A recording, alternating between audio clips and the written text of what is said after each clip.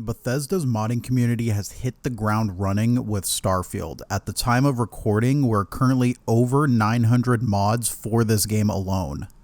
I am honestly incredibly surprised that a DLSS mod came out before the game had even launched, so it's honestly kind of astounding that we have this many mods already without even official tools in place. We don't even have the creation kit yet, and people are already modifying this game.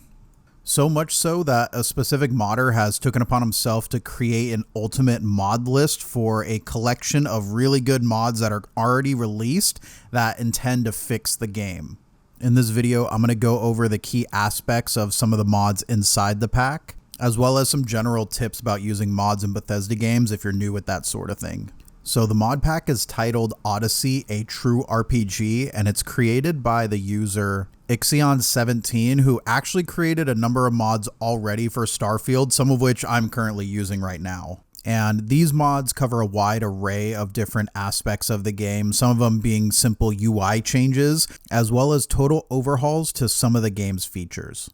The link for this mod collection is going to be down in the description below, and you can easily install them all by using Nexus Mods Vortex, which is a pretty sophisticated mod manager. I personally use it for Fallout 4 and Skyrim, so it's pretty easy to navigate once you sort of get used to it. However, I will say that one of the cool things about modding community and what I recommend is that you don't install every single item on this list. You should really pick and choose what you think would benefit the game for you. Especially since we're still in the very early days of these mods, they're not fully tested out in a wide variety of situations, so your mileage is going to vary over how these mods work on your system. While some may sound cool or look interesting, I would suggest going to the mod page and checking out to see if there's any bugs in the bugs section of the mod. That'll usually let you know if it's safe to go ahead and try this out. If there's none, then you're pretty good.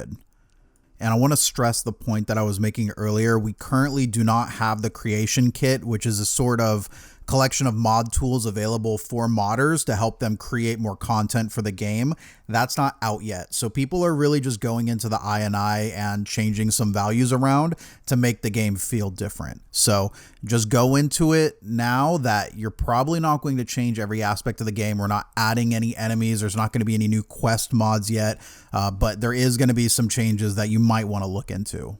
For example, all of the UI elements in Starfield runs at 30 FPS regardless of what your PC is rendering at. So when you're in your ship, the reticle could look a little bit jagged. When you're moving your cursor around looking for a planet to explore, that might come off as a little bit jagged and slow because that is at 30 FPS.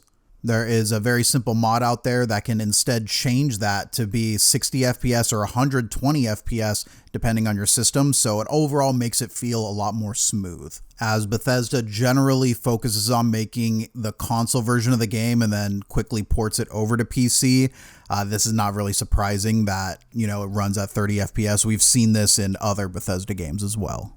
Another mod I highly recommend is the Stealth Overhaul mod. In my opinion, this makes stealth a whole lot better in the game. I always found stealth in Bethesda games to be kind of lacking and a little bit jank, but this makes them a lot more aggressive and makes sneaking a lot more of a viable option than just going in guns blazing. And if you do have to go in guns blazing, there is also a combat overhaul mod made by the same exact author that is also very good. It makes AI in the game a little bit more aggressive. They'll throw more grenades, hide and cover, rush at you a little bit more often than they do now. And I don't necessarily feel like it makes the game impossible. I'm able to play on hard and I'm actually having a better time with this mod. There are also mods in this list that aim to make the game look better if you find that the visuals are lacking. For example, the Eyes of Beauty mod is already out for Starfield. That's a very popular mod for Fallout and Skyrim that just aims to make the eyes look better. And overall, this is a pretty compelling list of mods to install onto your system. And if you're a new player coming into Bethesda games and you've never modded the game before, it is a little bit confusing the first time around, but it's pretty simple once you get it down. In order to load mods, you need to add a text file to your Starfield folder that's located in your Documents folder. It'll also be under My Games.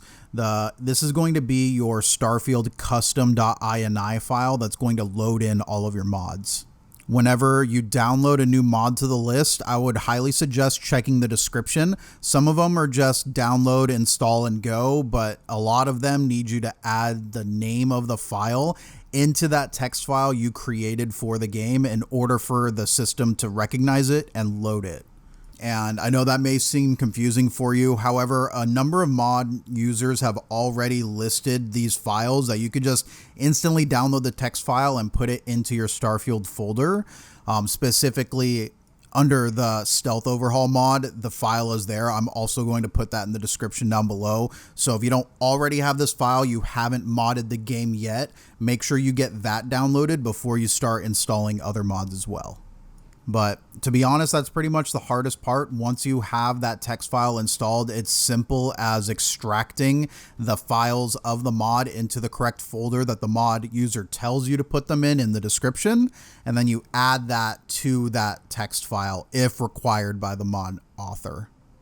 But that's pretty much going to do it for this video. I wanted to bring this mod pack to attention because I think there are a lot of pretty nice changes here. I wasn't expecting to mod the game really early on to it releasing, but there are a few things that I wish were different in the game that mods have already fixed. So I want to hear in the description what you guys think. Have you guys installed any mods? Which ones are you using? Which ones do you like? Have you encountered any issues with specific mods?